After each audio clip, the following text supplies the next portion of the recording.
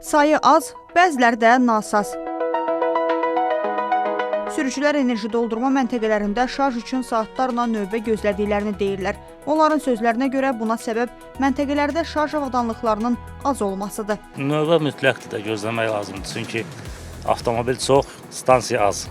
Qeyd olunur ki, digər problem isə quraşdırılan şarj stansiyalarının bəzilərinin işləy vəziyyətdə olmamasıdır. Cəmisi 5 dənədən cəmisi 2-dən işləyirdi. Biraz çox qoysalar bunlar yaxşı olardı. Ki biz o kiret gözləməyə gəliyə burada rahat işimizi görək çıxaq gedək. 50 dəqiqə 1 saata kimi vaxt aparır. Say azdır, bir də məntəqələrdə çox stansiyalar işləmir.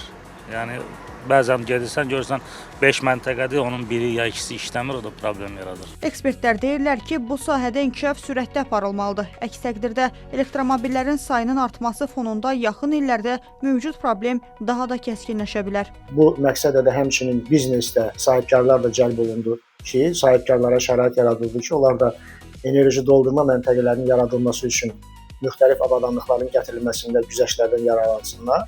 Amma biz görürük ki, biznes nədənsə bu işə o qədər də həvəslə getmir. Enerji doldurma məntəqələrinin sayının artırılması, onların fəaliyyəti bir qədər ləngiyir. Belə bir vəziyyət elektromobillərin cəlb ediciliyini azaldan amillərdən biridir. Ekspertin sözlərinə görə problemin həlli üçün ölkə üzrə vahid enerji doldurma infrastrukturunun inkişaf proqramı hazırlanmalı. Bu məntəqələr real tələbat və nəqliyyat axını nəzərə alınmaqla yerləşdirilməlidir. Minaya Zaman Rafael Əliyev, Xəzər xəbər.